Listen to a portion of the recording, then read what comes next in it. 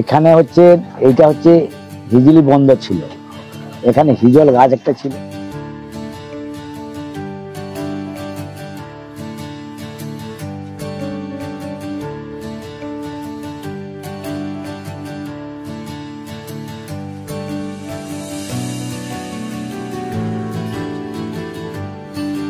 পশ্চিমবঙ্গের পূর্ব মেদিনীপুর জেলার কন্টাই শহরে খুব বেশি পর্যটন স্পট নেই, তবে বেশিরভাগ জনপ্রিয় পর্যটন স্পট কন্টাইয়ের 20 কিলোমিটার ব্যাসার্ধের মধ্যে অবস্থিত।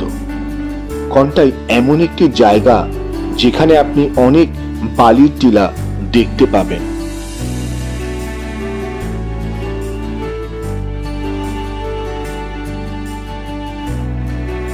কন্টাই একসময় উড়িষ্যার একটি শাখা হিজলি রাজ্যের অংশ ছিল। তখন গোপীনাথ পট্টনায়কের শাসন ছিল। 1852 সালে কন্টাইকে সাব ডিভিশন হিসেবে ঘোষণা করা হয়েছিল। 6টি থানা খেজুরি, কন্টাই, রামনগর, এগরা, পটাশপুর এবং ভগবানপুর নিয়ে গঠিত। আজ আমরা কাথি শহর থেকে মাত্র 15 কিলোমিটার দূরে এগিয়ে চলেছি মসন্দি বাবার উদ্দেশ্যে। রসলপুর নদীর মোহনার অদূরেই পেটুয়াঘাট মৎস্য বন্দর, নদীর অন্য পারে হিজলি। গভীর সমুদ্রে ট্রলার নিয়ে ভেসে পড়ার আগেই হিন্দু মুসলমান নির্বিশেষে নাবিকদের একবার আসতেই হবে হিজলির পীরের স্থানে।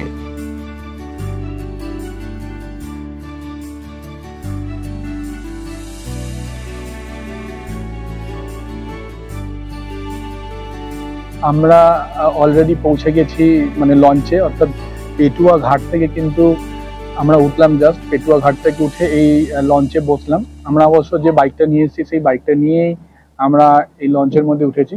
তো বাইকটা আমরা পারাপার করব। তো আমরা যাচ্ছি কিন্তু এখন মাজারের দিকে, রওনা দিয়েছি মাজারের দিকে। তো বেশি সময় লাগবে না, তবে ওই কয়েকজনের সাথে কথা বলে দেখলাম এখান থেকে মোটামুটি মিনিট 15 লাগবে আপনার এই ভেসেলটা পার হতে, আর ওখান থেকে মিনিট 5 দূরত্বে এই মাজারটি। চলুন আমাদের সাথে।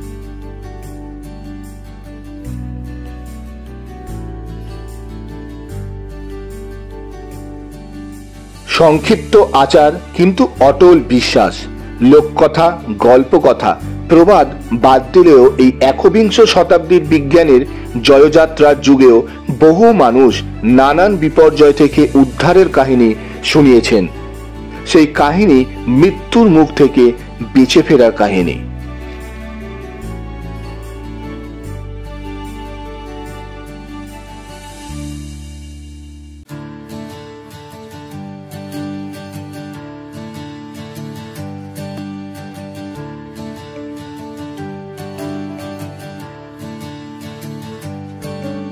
আমরা আবারও চলে এসেছি আর একটা নতুন জায়গা।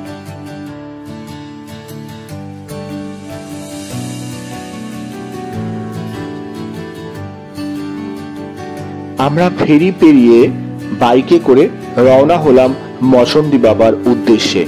এই মসন্দি বাবার উদ্দেশ্যে যাওয়ার জন্য আপনারা এখান থেকে অনেক টোটো বা ভ্যান এই টাইপের অনেক যাবতীয় গাড়ি রয়েছে। আপনারা চাইলেও সেই গাড়িতে এখান থেকে অনায়াসেই মসন্দি বাবার কাছে পৌঁছে যেতে পারেন।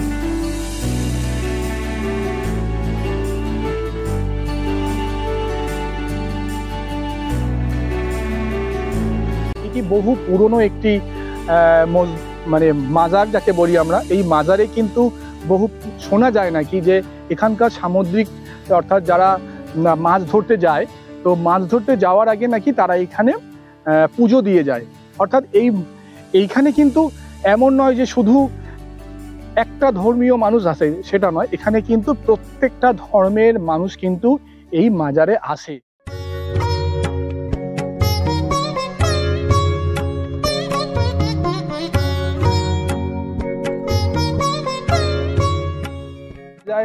যে বহু সমস্যার মধ্যে যারা পড়েছিল এবং মাছ ধরতে গিয়ে তারা ফেরেনি, এমন অনেক গল্প আছে। তারা এখানে এসে মন্দিরে এই মাজারে পুজো দেওয়ার পর কিন্তু তারা আবার বাড়ি ফিরেছে। এমনও কিছু কথা বা গল্প কিন্তু আমরা এখানে শুনে থাকবো বা শুনেছি।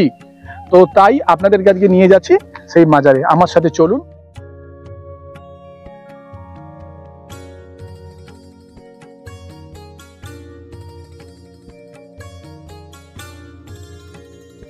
এখানে হচ্ছে এইটা হচ্ছে হিজলি বন্দর ছিল। এখানে হিজল গাছ একটা ছিল। এই হযরত তাজ খান মসনদিয়ালা ইনি যখন আসেন, ইনার ওস্তাদ মখদুম সাহেব রহমতুল্লাহ, ওনার মাজার হচ্ছে পটাশ অমরশিতে। আচ্ছা, উনি পাঠিয়েছিলেন হিজলিতে।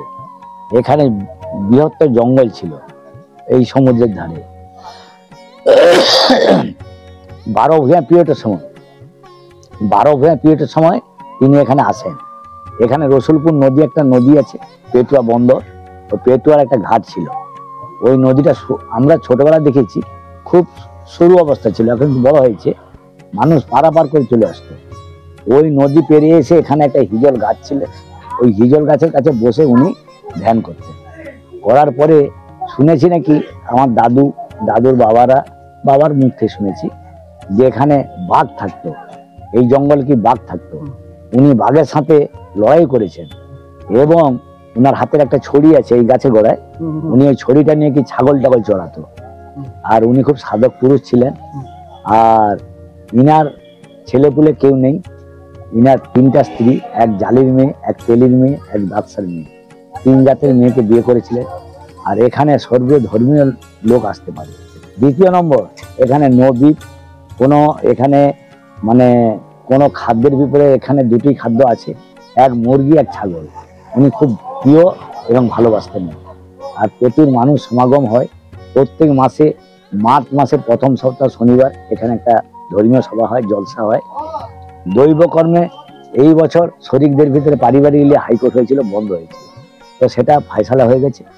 ওই ধর্মসভায় মিনিমাম 4 থেকে 5 লাখ লোক। তো আমি লোকাল মানুষ, আমি এই মসনদিয়ালা খাদেমের ছেলে। আমি যতটুকু জানি বাবার মুখ থেকে শুনে এসেছি, ইনি সাধক পুরুষ ছিলেন। আর এই সমুদ্রে, এই যে সমুদ্রে একটা জিঞ্জির থানা বলে থানা ছিল, ওই থানাটা সমুদ্রে গত। প্রসাদ, বাবা এখানে একটা প্রসাদ প্রয়োগ করতেন, যেটা হচ্ছে বাবা সাহেবের পর করা সিন্নি। এটা চাল দিয়ে তৈরি, চাল দিয়ে, গুড় দিয়ে, চাল দিয়ে, চিনি দিয়ে তৈরি হয়। এটা খেতে সবাই ভালোবাসে। আর ওই প্রথাটা উনি রেখে গেছেন। আর এই প্রথাটা এখানে ময়রা গুড়িয়াদের ওনারা তৈরি করতেন। আর বাবার ওখানে বাতাসা এবং এই প্রসাদ ওইখানে আগে মানে দক্ষিণা স্বরূপ ওখানে বাবার ওখানে এই প্রসাদ হিসাবে যেতেন। এইটা হচ্ছে প্রসিদ্ধ জিনিস।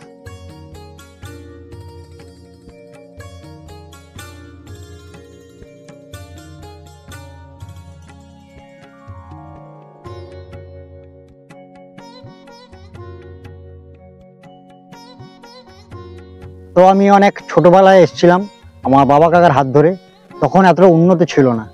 এখন এসে দেখে খুবই আনন্দিত হলাম। এই মাজার রাস্তাঘাট খুব অনুন্নত ছিল, এখন উন্নত হয়েছে। তাহলে দীঘা কলকাতা অথবা দীঘা হাওড়া বাস ধরে কন্টাইতে নামবেন, কন্টাই বাস স্ট্যান্ড। ওখান থেকে দীঘা রসলপুর বাস ধরে আপনারা একদম পৌঁছবেন মুকুন্দপুর থেকে এসে আপনারা টোটো বা অটো করে সুন্দর আপনারা হিজলি শরীফের কাছে চলে আসবেন। ওখান থেকে ছোট্ট একটা খেয়াঘাট পেরোবেন, মাত্র 8 টাকা ভাড়া। ওই 8 টাকা ভাড়া বিনিময়ে আপনারা পেরিয়ে আসছেন আমাদের হিজলি মাজার শরীফ, যাকে আমরা বাবা সাহেবের কোটগড়া বলে যাই। যদি আপনারা কেউ বাইক নিয়ে আসতে চান, তাহলে কন্টাই থেকে সোজা কাঁথি থেকে রসলপুর রাস্তায় ঢুকে মুকুন্দপুর বাস স্টপ থেকে আপনারা আসতে হবে দারিয়াপুর থেকে খেয়াঘাট পেরিয়ে বাইক করে সুন্দর আপনারা পৌঁছে যাবেন 2-3 কিলোমিটার মধ্যে বাবা সাহেব কোটগড়া। খুব ভালো লাগলো, কারণ একটা ধর্মীয় প্রতিষ্ঠান, এত ধর্মীয় প্রতিষ্ঠান দেখেছি যেখানে সাম্প্রদায়িক ভাগ থাকে, ধর্মবিভেদ থাকে। এখানে কিন্তু সেটা নেই। এখানে কিন্তু সব ধর্ম, সকল দলমত নির্বিশেষে এই অনুষ্ঠান মানে এই মাজারে আসে বা এই বাবা সাহেব কোটগড়ায় আসে। তো আমরা চাইবো আপনারা সকলে আসুন। বা এখানকার যে পরিবেশ খুব শান্ত শিষ্ট এবং প্রত্যেকটা মানুষের উপকারে কাজে আসছে, প্রত্যেকটা মানুষকে সাহায্য করছে, কেউ কাউকে বিপদে ফেলার চেষ্টা করছে না। অন্যান্য ধর্মীয় প্রতিষ্ঠান থেকে এই ধর্মীয় প্রতিষ্ঠান আরো খুব উন্নত। কিন্তু স্বপনদার বাইকে এসেছি, তো পুরোপুরি স্বপনদার বাইকে কিন্তু আমরা একদম খেয়াঘাট থেকে একদম সম্পূর্ণ এই মাজারে গিয়েছিলাম। আপনারা চাইলে বাইক নিয়েও আসতে পারেন। তবে যাই হোক, আর বেশি বলবো না। আপনারা পুরো ঘুরেছেন, আমাদের সাথে সাথে ঘুরেছেন, মানে ভিডিওটা দেখার মাধ্যমে। যদি আপনাদের ভালো লেগে থাকে আমাদের এই ভিডিওটি, অবশ্যই সাবস্ক্রাইব করতে কিন্তু ভুলবেন না। আর হ্যাঁ, যদি খুব বেশি ভালো লাগে তাহলে কিন্তু একটু বন্ধুদের সাথে শেয়ার করবেন। দেখা হবে পরের এক নতুন এপিসোডে। ভালো থাকবেন, ভালো রাখবেন। Tata, bye bye.